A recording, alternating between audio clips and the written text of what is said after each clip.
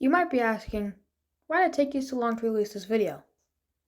To that, I answer, script rewrites. And the fact that I have social mental health, blah blah blah. So, sorry in advance for the wait. There we are. As the Galileo 27 is ready for launch, we have intel that everything is going correctly and how it should be. As the rocket's engines are powered on, the countdown begins.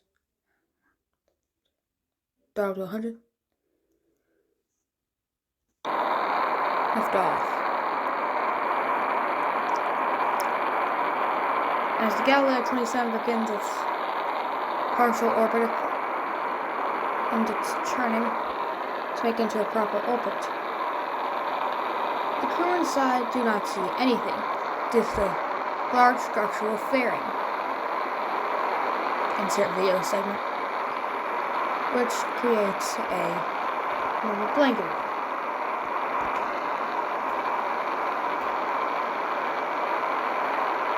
As it curves to make a proper orbit, let's switch to the other map mode, 5 kilometers.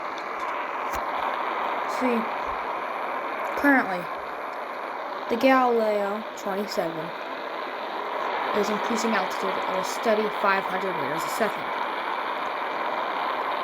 Map mode, you can see that the fairings themselves are just starting to heat. That's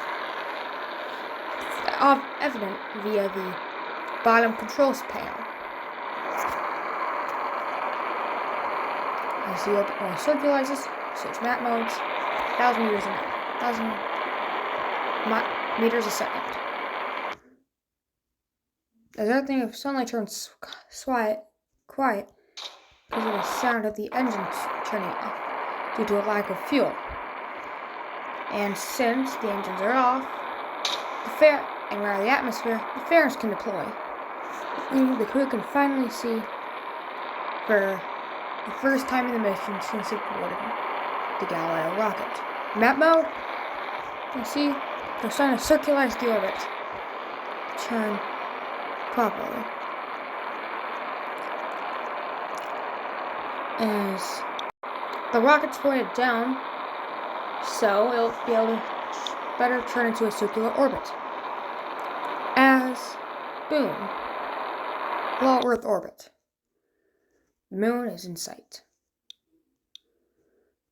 As this is set up perfectly. See the beautiful transfer window. Being almost marvelous, in my opinion. As evident via the instrument right next to the rocket, you can see that we have to increase a meters a second, 650 kilometers, which will make it proper for a moon landing. Looks like they've overshot it, creating a much harder, more difficult orbit line. Yeah. As landing gear deployed, ready for the moon, solar panels on the satellite are deployed to get more energy. They have enough sustainable energy for the entire mission, see, but they need more energy to do more proper, sophisticated things, like printing and running biological experiments on what could be down there. As they intersect, there are 3 fallen. So wherever they land, they land. No course corrections in lunar orbit. Cut. As they enter lunar orbit, you can see them power on the engine to properly activate the rocket so they don't crash into the moon at 300 meters a second. As it creates a bit of an egg shape. One burn, but the burn can't be too long, or else it'll fly back off into Earth orbit. But it can't be too short, or else it will not be proper enough to stop them from crashing into the ground. This time acceleration feature we have here, so you do not spend hours watching the rocket grow closer and closer to the Cornelius crater. Quite lucky, if you ask me, to land in the Cornelius crater.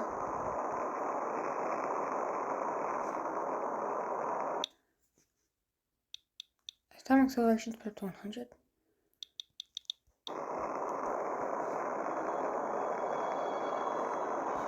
They're only right on the dot.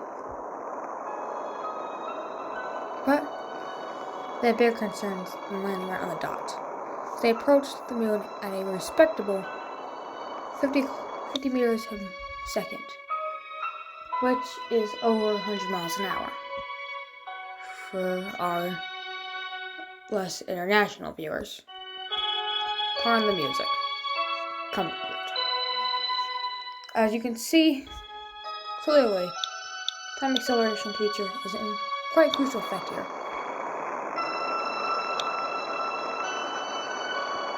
They are course correcting so they don't overshoot them. The non-designated landing site. Engine off. You can close the air to the ground. Engine on. Engine off. Engine on. Engine off. Cycle that repeats. As you can see, they're encroaching the landing site, with now the rocket even being visible against the harsh surface. As at 3.4%, the engine is left at a steady burn, making it so they don't increase velocity too quick. They do increase the burn slowly to try and decrease the likelihood of a full-on collision, but there's only so much you can truly do. As the engines move to the side to try and interact, then moving to the side. If they move to the side too much, they could easily crash into a wall, killing all 3 personnel on board. But truly, the landing is going to happen soon. As you can see, the burn slowly settling down, turning slowly less from a crash course more into a landing. The landing being almost perfect. It's the end of so much stress. Oh no. Be asking what just happened. A very minor incident happened because they're going too fast in one direction. They have to reset the whole thing. But it shouldn't be that hard for them. They've already made it this far. As you can see them, you can see they're approaching the lunar surface at a remarkable rate. 3, 2, 1, 0. They've landed on the moon. As millions of people cheer on Earth, the few people on board wonder what could have gone wrong. As the Cornelius crater was the first ever landing spot on the moon. As after 4 hours of research, one of their solar panels fails. If that happens to the other one, they'll be out of electricity. So they activate their engines and fire off into the great unknown of space. They don't have time, because any minute is a game. As they activate their thrusters to move as fast and as far as possible, they skip the orbital part We go straight in for a Earth landing, which in itself is very risky.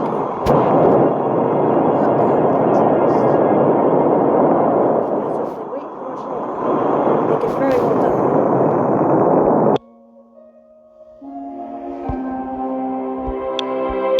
Let's skip ahead to the part where they have to re-enter the atmosphere. Arguably the most dreaded part of the mission. If this doesn't work, everything they'll have been doing for the past 3 days will have been for nothing. Because the velocity has dropped nearly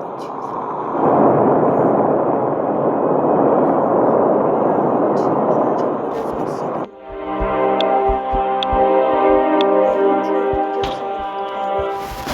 And rely on RCS only, which doesn't have enough thrust to actually push it back, as they attract their solar panels ready for the fastest landings that's ever been done in history. As they adjust their pod to not burn up in the Earth's atmosphere,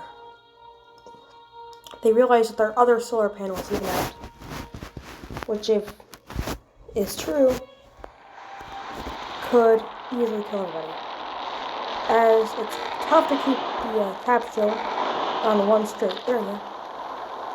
The heat shield reaches up the temperature that it's not rated for.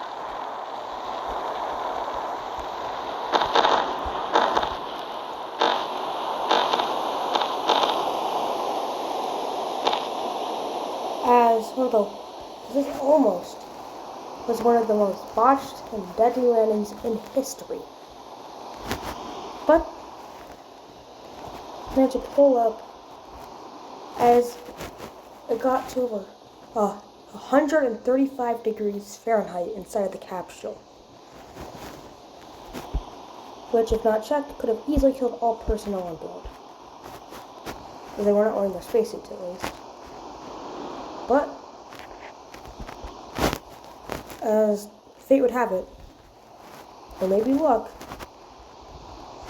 the heavily charred and burned up capsule with both of the occupants in one piece is careening down to the Earth's surface at a very slow speed because of the parachutes. As this easily could have been one of the worst catastrophes ever seen in space history, as the velocity is slowing down rather slowly. It's one of the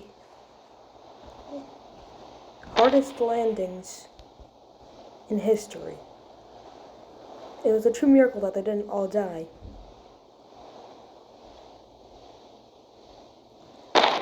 Just think what could have happened. But the crew had bigger problems on their hands to land this, because the heat shield was meant to take the big brunt of the force for the landing. As they reached around 500 meters, as one of their parachutes had to be deployed much earlier than expected because of the heat shield being destroyed. As the main capsule has only less than a minute to land, the crew are understandably very stressed out about the landing. After taking severe damage, there's even a hole in the capsule. The hole in the capsule being pretty significant, being around 1 inch by 4 inches. As the capsule comes closer and closer to the ground, its velocity has decreased from its original 2,000 to only 4.4 meters a second. That's only 100 meters from the ground, as this is by far the closest the capsule has been to the Earth in general since it was launched off its home rocket. It made it to the moon. As it comes closer and closer to the ground, tensions are at an all-time high, and it sticks the landing, reaching space. Reaching a low Earth orbit, a moon landing, and landing 100 kilometers more than downrange. Thank you.